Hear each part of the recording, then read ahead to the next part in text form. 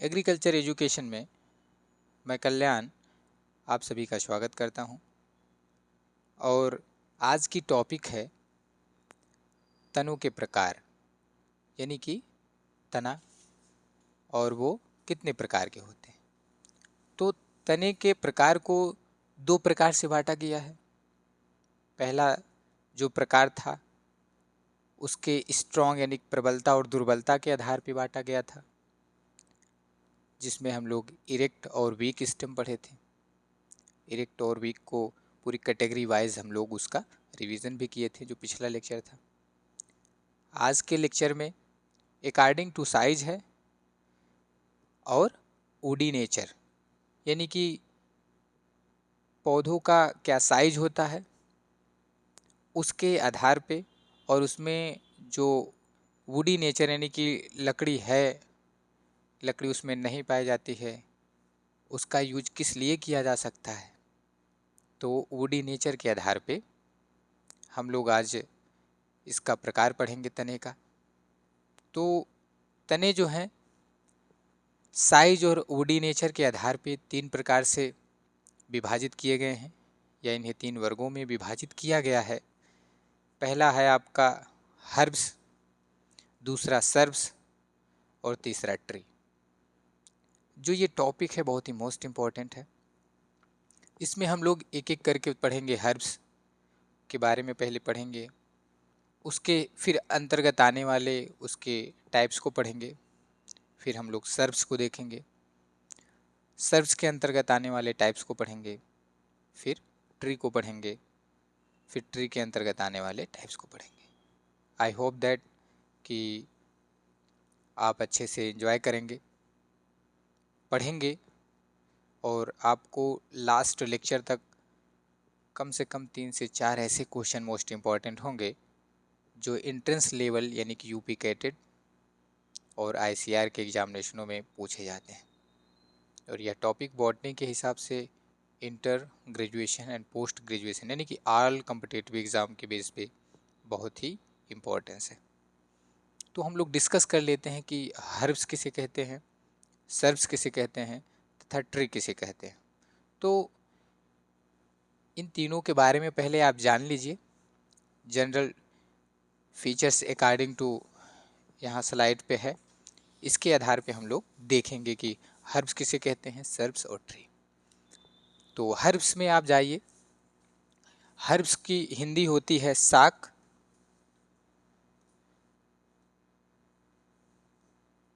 Herbs की जो हिंदी है वो क्या है, साक।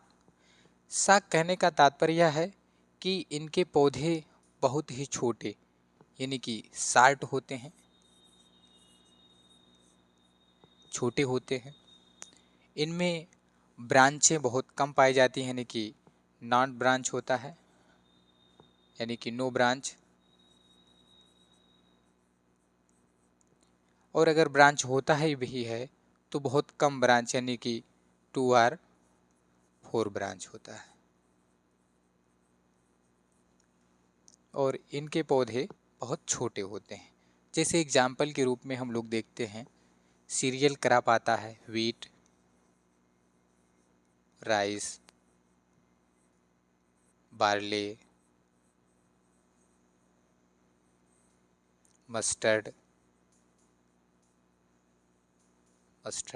आदि। ठीक है, ये चीज़ समझ में आई। तो ये जो हर्ब्स है यानी कि छोटे पौधे होते हैं जिसमें ब्रांचें कम होती हैं, या केवल सिंगल पौधे होते हैं, या इसमें टेलरिंग कम पाई जाती हैं।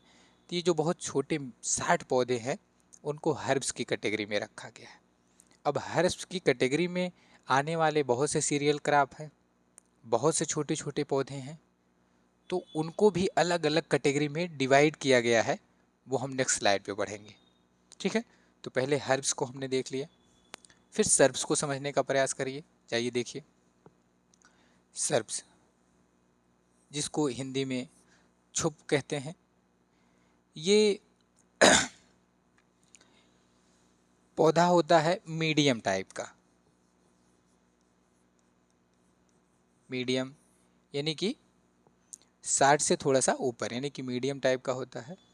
और इनके जो स्टेम डेवलपमेंट होते हैं यानी कि मेन स्टेम होता है, उसमें से ढेर सारी ब्रांचें जो हैं निकल जाती हैं और ब्रांचें निकल करके एक झाड़ी नुमा संरचना बना लेती हैं, जिसको हम लोग बोलते हैं बुशी या बुश, जिसको हिंदी में बोलते हैं झाड़ी।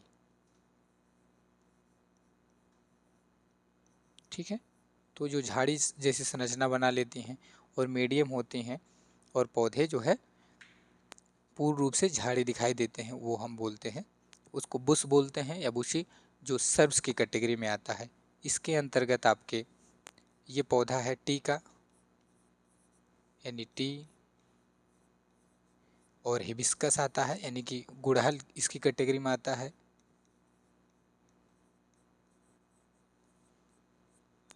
और जिसको हम लोग चटनी के रूप में प्रयोग करते हैं, करौना या करौदा बोला जाता है, वो भी इसी की कैटेगरी में आता है। तो जिसके पौधे शॉर्ट, मीडियम, ये हर्ब्स और सर्ब्स हो गए। आइए ट्री को हम जानते हैं कि ट्री किसे कहते हैं।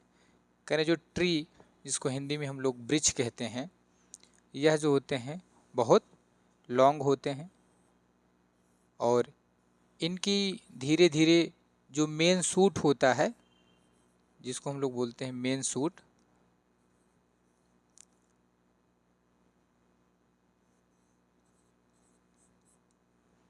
जो मेन सूट होता है इसमें, वो निरंतर वृद्धि करते हुए जाने के बाद एक अवस्था आने पे शुष्क हो जाता है, उसकी वृद्धि रुक जाती है। तो इसमें से मेन सूट से निकलने वाले पार्शियल ब्रांच जो होते हैं, इनकी वृद्धि तेजी से होती है, इनकी वृद्धि तेजी से होती है, जो ये गुंबदाकार, क्या गुंबदाकार जैसी संरचना बना लेते हैं, गुंबद के आकार की, और बड़े होते हैं और इनके जो लकड़ियाँ होती हैं उसमें ज़्यादा मोटी होती हैं और इन सब लकड़ियों का फर्नीचर के रूप में प्रयोग किया जाता है। तो ये इनको ट्री की कैटेगरी में कहते हैं और ये बहुत लॉन्ग होते हैं। तो अगर हर्ब्स, सर्ब्स और ट्री, जैसे इसमें ट्री में आप देख लोगे, ट्री में आपका आ जाता है मैंगो, नीम, पीपल, यानी कि और भी तमाम बड़े पौधे जो लॉन्ग होते हैं। अगर एक शब्दों में हम कहें तो तीनों को कहा जाए हर्ब्स, सर्ब्स और ट्री में शॉर्ट प्लांट हर्ब्स हो गया, मीडियम हो गया, वो क्या हो गया, मीडियम सर्ब्स हो गए, और लॉन्ग क्या हो गए, ट्री हो गए। तो इस प्रकार से जो है स्ट्रक्चर डेवलपमेंट होगा। ठीक है, सीढ़ियों के चढ़ते हुए क्रम में आपको दिखाई देगा। तो हर्ब, सर्ब्स और ट्री इसके एग्जाम्पल रहे। मैं जहाँ तक समझ पा रहा हूँ कि आप लोग इसको समझ गए होंगे। अब एक एक की कैटेगरी में हम चलते हैं, इंक्लूड करके कि कौन किस किस कैटेगरी में कितने आते हैं, उसके बारे में डीपली अध्ययन करते हैं। ठीक है, तो आइए देखते हैं।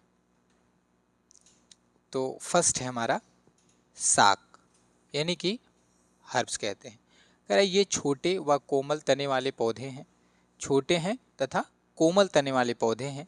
ये अशाखित होते हैं, जो मैंने बताया कि इसमें शाखाएं नहीं पाई जाती हैं, अथवा इनमें बहुत कम शाखाएं होती हैं। क्या होती हैं, बहुत कम शाखाएं होती हैं।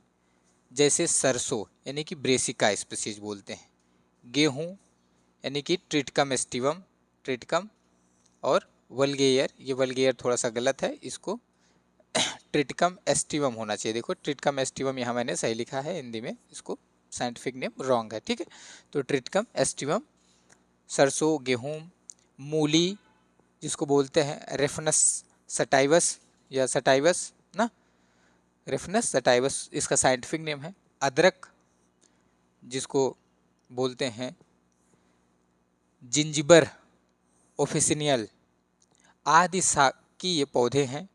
इनकी आयु कम होती है। क्या होती है, इनकी आयु कम होती है।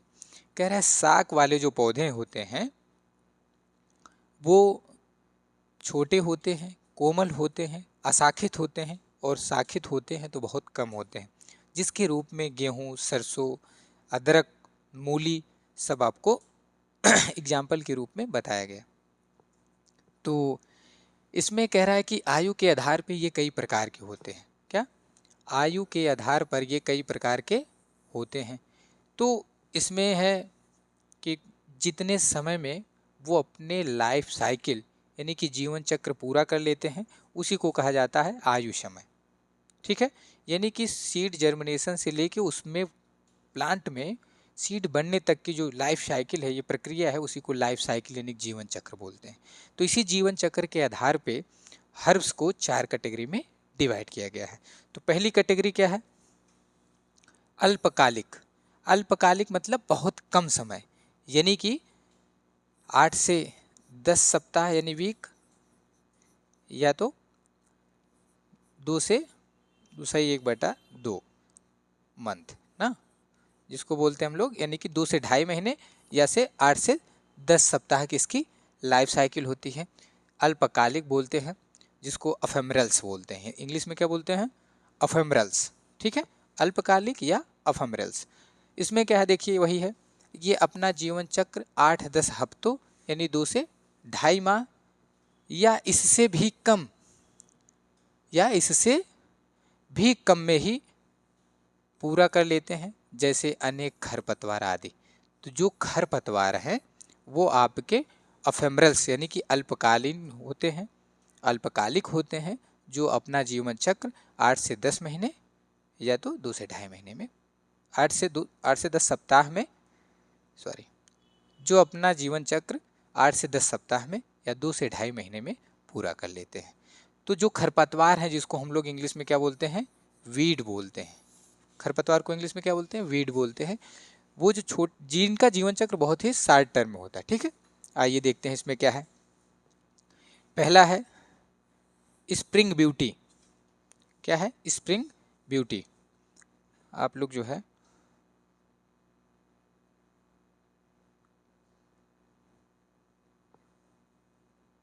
यहाँ लिख लीजिए, नहीं दिखाई दे रहा, रुक जाइए, कलर चेंज कर लेते हैं।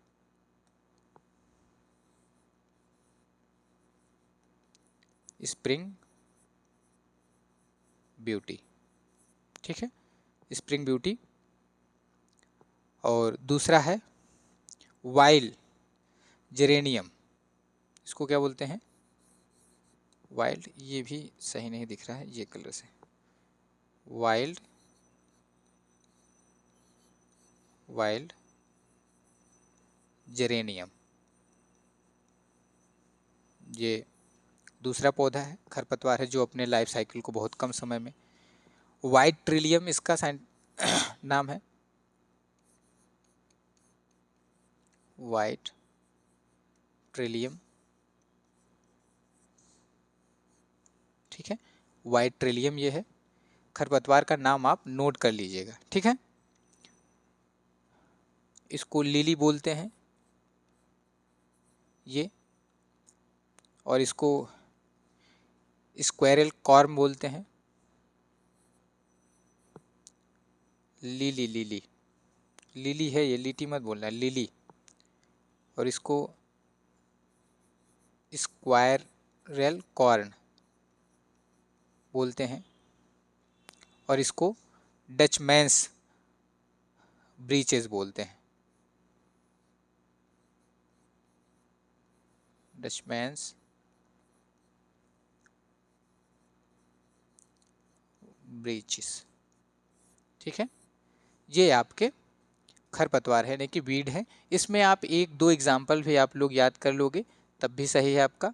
स्प्रिंग ब्यूटी याद कर लो, लिली याद कर लो, वाइल्ड जेरेनियम याद कर लो, या वाइट ट्रिलियम याद कर लो। ये 3-4 आप जो है कि याद कर लीजिएगा। वीड जो अपनी लाइफ साइकिल यानी कि जीवन चक्र बहुत कम समय में पूरा करते हैं उसे अफेमरल्स कहते हैं या अल्पकालिक बोलते हैं। ठीक है, तो ये हमारा शाक यानी कि हर्ब्स की कैटेगरी में पहला था अफेमरल्स। और फिर 3 और हैं हमारे, दूसरा एनुअल, तीसरा बाइनुअल, और फोर्थ जो है पेरिनियल। ठीक है, तो हम एनुअल, बाइनुअल और पेरिनियल को आगे बढ़ते चले जा रहे हैं। और आप लोग जो है इसको देखते रहिए। तो एफेमरल्स के बाद आपका दूसरा प्रकार है हर्ब्स का, जिसको हम एनुअल बोलते हैं, यानी कि वार्षिक, एनुअल।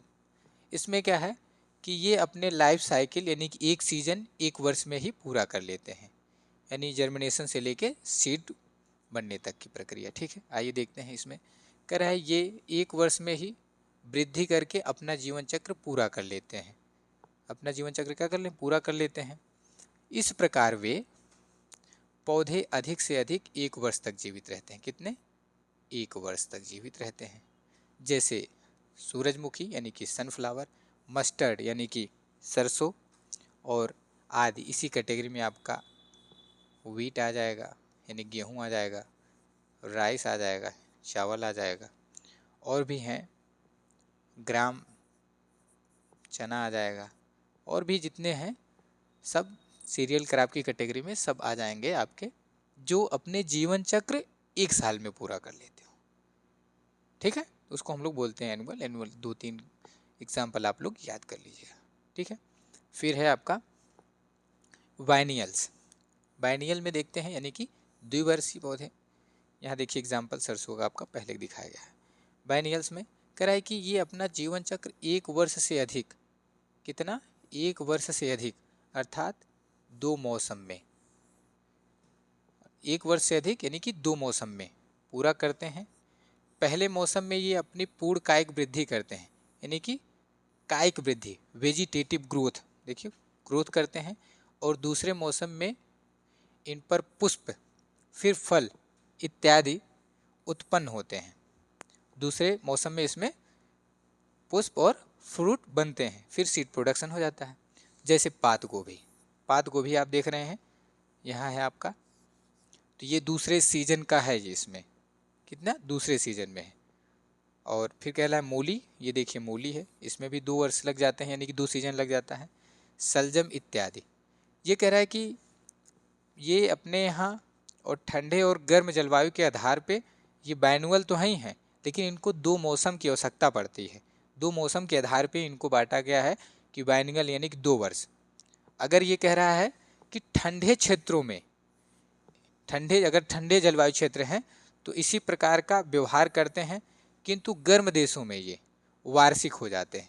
कह रहा है कि अगर गर्म देश है तो गर्म देश में यानी कि वो वार्षिक हो जाते हैं, यानी कि एक वर्ष में ही वो अपना लाइफ साइकिल पूरा कर लेते हैं।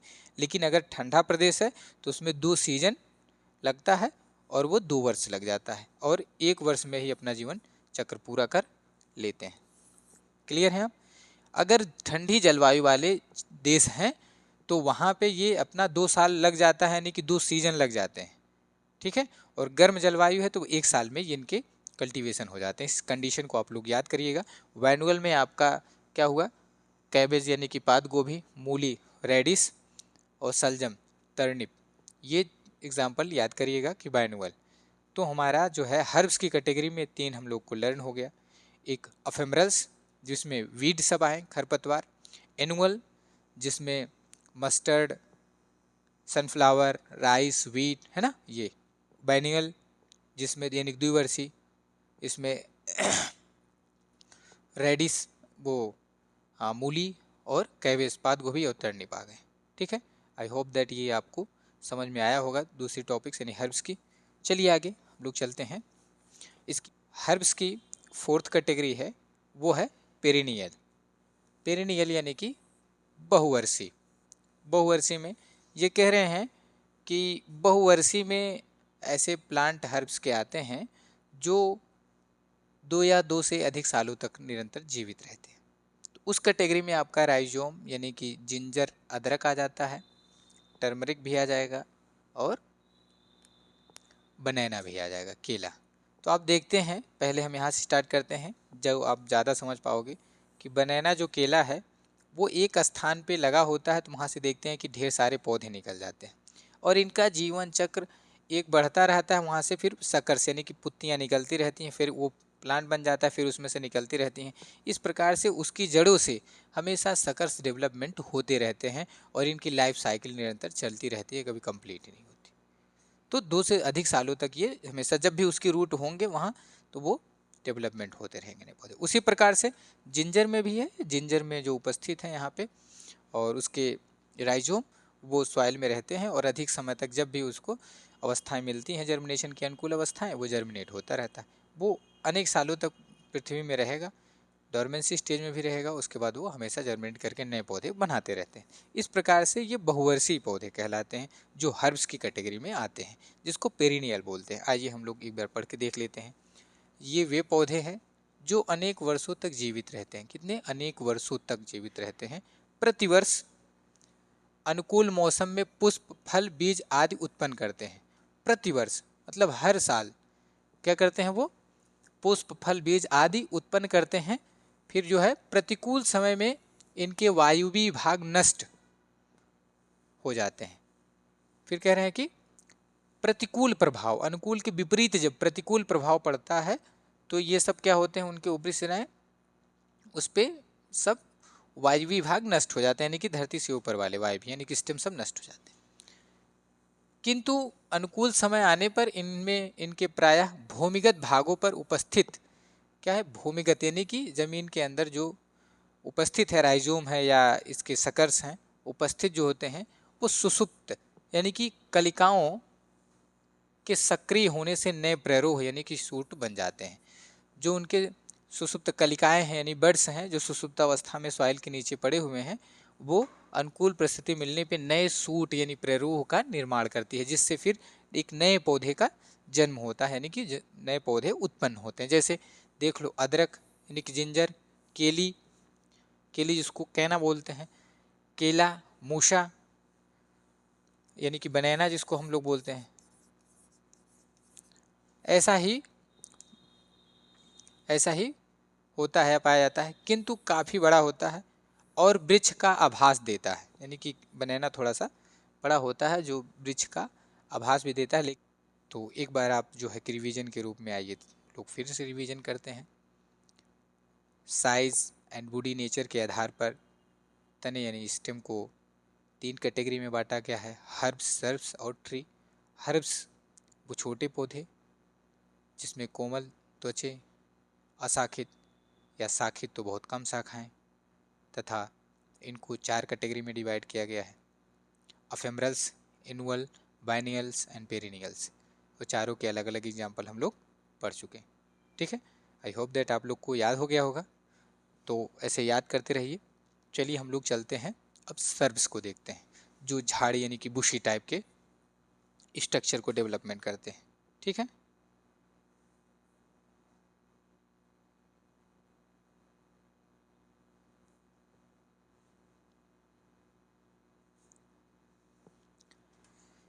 तो दूसरा जो प्रकार होता है स्टेम का अकॉर्डिंग टू साइज, वो है सर्ब्स, जिसको हम लोग हिंदी में छुप बोलते हैं। सर्ब्स कह रहा है कि ये मध्यम अमाप के बहुवर्षीय पौधे हैं। ये क्या हैं?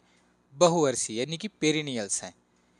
इनका स्तंभ अत्यधिक शाखित, क्या होता है? इनके स्तंभ अत्यधिक शाखित होते हैं यानी कि ज़्यादा ब्रांचे होते हैं। व काष्ठी, काष्ठी मतलब हार्ड यानी कि कठोर होते हैं, काष्ठी होता है। शाखाएं प्रायः स्तंभ के आधारी भाग से ही निकलने लगती हैं। आधारी भाग से मतलब जमीन के पास से ही इसकी शाखाएं निकलने लगती हैं, जिसके फलस्वरूप पौधा झाड़ी नुमा यानी कि बुशी हो जाता है। झाड़ी नुमा देखिए यहाँ से झाड़ी नुमा संरचनाएं बनी जाती, बुशी, और मुख्य तना स्पष्ट नहीं रहता, मुख्य तना स्पष्ट नहीं रहता, जिसको जैसे गुड़हल और चाय, टी और हिबिस्कस की कैटेगरी में आ जाता है। बस इसमें और कुछ नहीं है। सर्व्स की कैटेगरी में यही आते हैं। ठीक है, सर्व्स में पौधे मीडियम होते हैं, झाड़ी नुमा हो जाते हैं, जिसको हम बुशी बोलते हैं, और इसमें प्राइमरी लेवल पे ही ढेर सारी स्तंभ विकसित हो जाते हैं, यानी कि ब्रांच विकसित हो जाते हैं, जिससे ये झाड़ी नुमा संरचना बनती है। ठीक है, तो इसमें इतना ही। फिर हमारा तीसरा कैटेगरी है ट्री। ट्री में आइए हम लोग देखते हैं। जो ट्री है उस ट्री के अंतर्गत लगभग 4 प्रकार के ट्री पाए जाते हैं। उस 4 प्रकार के ट्री में देखिए उनके आकार, स्ट्रक्चर के आधार पर उनको अलग अलग भागों में विभाजित किया गया है। तो पहले हम लोग देख लेते हैं ट्री किसे कहते हैं, और पहले पेज पे हम लोग जान भी गए थे कि ट्री किसे कहते हैं।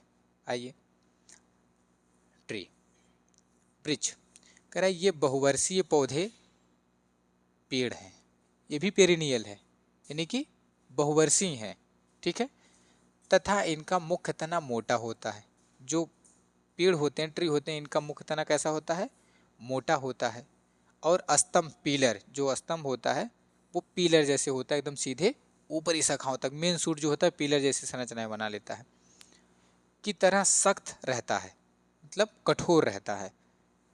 यह कठोर एवं काष्ठी होता है, मतलब बहुत हार्ड होता है, और काष्ठी होता है, मतलब उसमें लकड़ियां बहुत मजबूत हो जाती हैं, जिसको फर्नीचर के रूप में उपयोग किया जा सकता है। स्तंभ, ट्रंक, वृक्ष के निचले भाग में प्रायः अशाखित होता है। वृक्ष जो हमारा ट्री होता है उसमें कुछ लेवल तक, जैसे ये वृक्ष है तो कुछ लेवल तक यहाँ पे ब्रांचें जो है नहीं पाई जाती हैं, ठीक है, तथा काफ़ी लंबा होता है, और ये जो है बहुत लंबे होते हैं, यानी कि सबसे लॉन्ग होते हैं।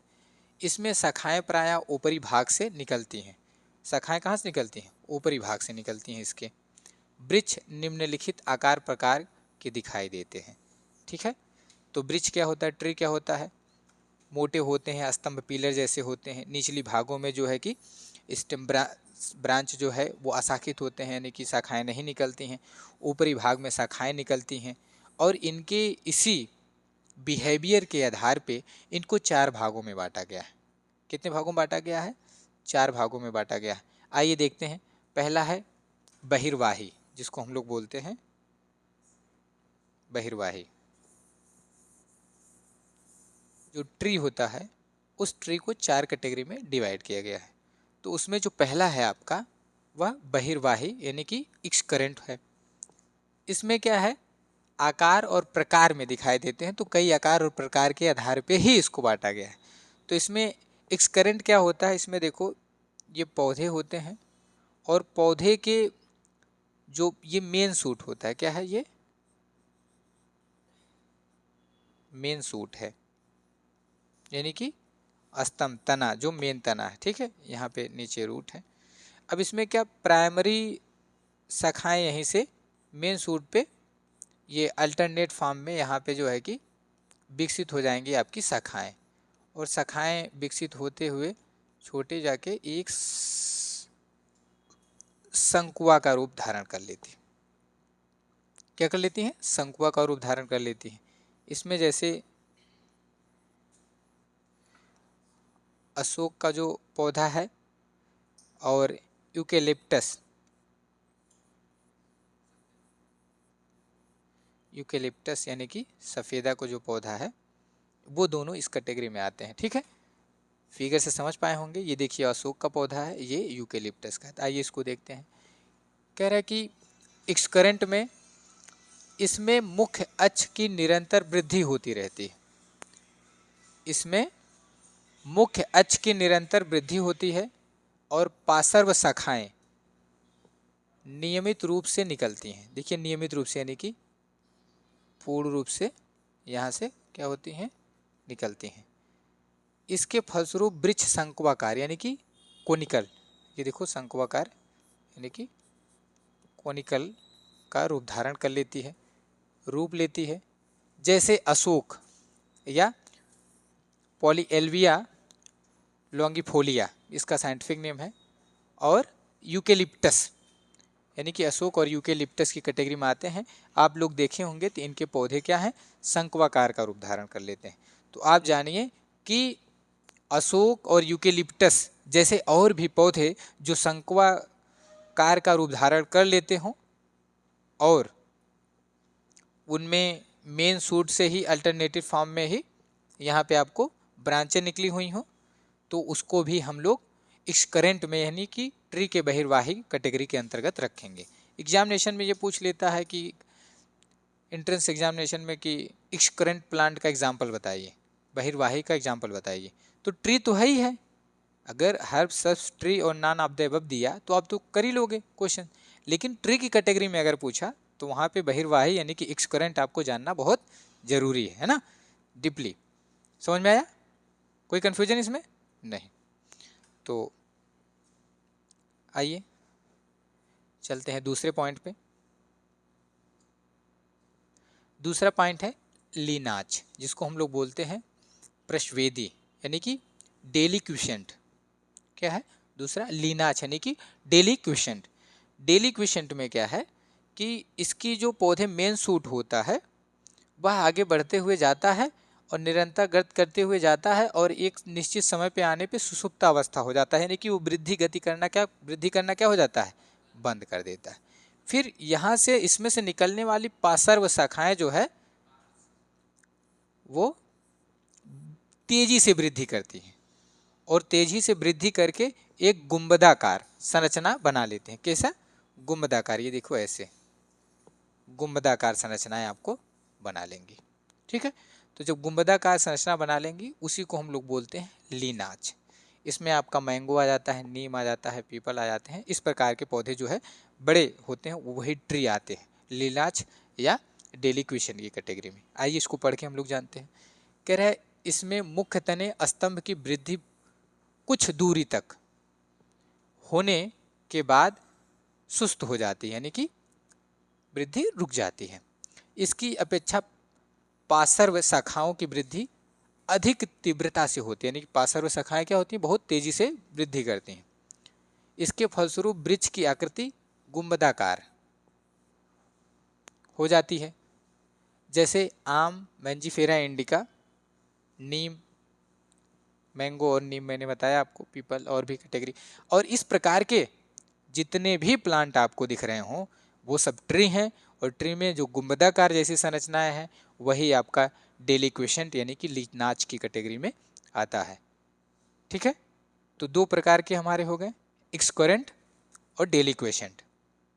ठीक है, एक्सकरेंट में अशोक और यूकेलिप्टस, और डेलिक्विशेंट में हमारा क्या आ गया, मैंगो और नीम, पीपल।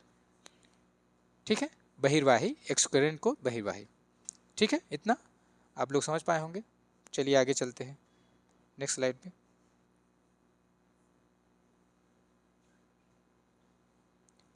अब इसकी जो थर्ड कैटेगरी है ट्री की वो है पुच्छी या कॉडेक्स। पुच्छी या कॉडेक्स। कॉडेक्स में क्या है कि इसमें जो ब्रांच होती है यानी कि मेन सूट होता है वह निरंतर वृद्धि करते चला जाता है, वृद्धि करते चला जाता है, और यहाँ पे पत्तियाँ बनती रहती हैं और गिरती रहती हैं, और पत्तियों के निशान भी इस पे स्पष्ट रूप से दिखाई देते हैं। मेन सूट पे जाकर के यहाँ पे कुछ पत्तियाँ ये निरंतर बढ़ती रहती है, ऐसे बढ़ती रहती, ऐसे निरंतर बढ़ती रहती है, अपनी लाइफ साइकिल पूरी करती रहती है। तो इस प्रकार से आप देखेंगे कि नारियल और ताड़ यानी कि तरकुल जो है, इस प्रकार के पौधे आपको दिखाई देते होंगे। तो ये भी ट्री की कैटेगरी में आते हैं, लेकिन ये क्या होते हैं, कॉडेक्स की कैटेगरी में आते हैं। ठीक है, और तीसरे को पहले पढ़ लेते हैं, उसके बाद आइए देखें। यह एक अशाखित, दृढ़ एवं बेलनाकार, ये कैसा है, बेलनाकार।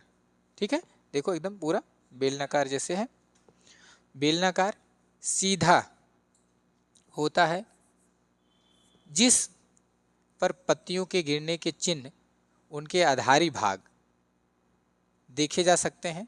देखें, एक खा होगा, थोड़ा सा देख लो, मिस्टेक है।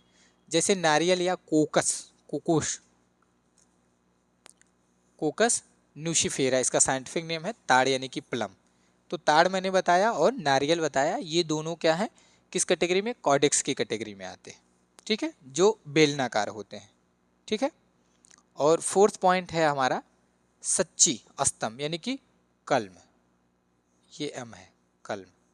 ठीक है, तो जो कल्म होता है वह एक पूर्ण रूप से सीधे बेलनाकार जैसी संरचनाएं इसमें होती हैं, ये लेकिन बहुत पतले होते हैं। इसमें क्या होता है कि नोड और इंटर नोड दोनों पाए जाते हैं। देखिए गांठें ना, नोड और बीच में उपस्थित इंटर नोड, और ये भी बेलनाकार ही है, लेकिन ये पूरा वुडी है, मतलब कि इसमें खोखला स्थान कहीं नहीं है। लेकिन दो नोड के बीच में जो उपस्थित स्थान है यह इंटरनोड इसमें खोखला होता है, ठीक है। और इस बांस है, ये एग्जाम्पल के रूप में बांस है, इसको हम लोग बोलते हैं कल्म, और कल्म एक प्रकार का ग्रास है आपका। क्या बाबू, ये बांस क्या है? ग्रास है, ठीक है। इतनी चीजें आपको क्लियर हो गई। आइए इसमें हम देखते हैं कि इसमें एक संधित यानी कि ज्वाइंटेड तना होता है, संधित यानी ज्वाइंटेड तना होता है, जिसकी पर्वसंधियां यानी कि नोड और एवं प्रायः खोखले होते हैं, यानी कि इंटरनोड खोखले होते हैं, जैसे बांस, बम्बूशा जिसको बोलते हैं बांस। और बांस एक क्या है? ग्रास है आपका। क्लियर है? तो इस प्रकार से जो ये साइज और वुडी नेचर के आधार पे हमारे टॉपिक्स हैं आज के, वो रहे 3 प्रकार से, हर्ब्स, सर्ब्स और ट्री। हर्ब्स की कैटेगरी में 4 आते हैं जो छोटे पौधे होते हैं। उसमें पहला क्या है? अफेमरल्स। अफेमरल्स की कैटेगरी में आते हैं वीड यानी कि खरपतवार, फिर annual, mustard, wheat, sunflower, biennial, radish और कैबेज, पेरिनियल्स, जिंजर और बनाना। ये हमारे हर्ब्स की कैटेगरी में थे। सर्ब्स की कैटेगरी में मीडियम प्रकार के पौधे होते हैं जो बुशी टाइप झाड़ी नुमा संरचना बनाते हैं। उसमें आपका आता है हिबिस्कस और टी। तीसरा हमारा टी है, ट्री। ट्री यानी कि पौधे जो लॉन्ग होते हैं, बहुत बड़े होते हैं, जिसपे ब्रांचे होते हैं, उसके वुड यानी कि लकड़ियों काम में आते हैं। उनकी संरचना के आधार पर इनको 4 भागों में बांटा गया। 4 भागों में पहला बहिर्वाह यानी एक्सकरेंट। क्या? एक्सकरेंट यानी कि बहिर्वाही, जिसमें शंक्वाकार संरचना बना लेते हैं, जिसमें अशोक और यूकेलिप्टस की कैटेगरी में आए। दूसरा डेलिक्वेशेंट की कैटेगरी में आया। डेलिक्वेशेंट में क्या था हमारा? दूसरे पॉइंट में रुको एक मिनट। डेलिक्वेशेंट में हमारा नीम और मैंगो आ गया, जो मेन सूट जो है तेजी से वृद्धि कर लेते हैं और गुंबदाकार जैसी संरचनाएं बना लेते हैं, ठीक है। और तीसरे में हमारा कॉडेक्स आ गया। कॉडेक्स में यानी कि नारियल और ताड़ आ गया।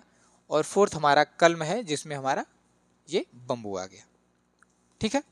तो ये तनों के साइज के आधार पे और वुडी नेचर के आधार पे प्रकार था। तो ये टॉपिक खत्म हुई। नेक्स्ट टॉपिक हम लोग का रहेगा मॉडिफिकेशन ऑफ स्टेम। और अगर अभी तक हमारे चैनल को आप सब्सक्राइब नहीं किए हैं तो कर लीजिए, दोस्तों के साथ शेयर कीजिए। Thanks for watching my video.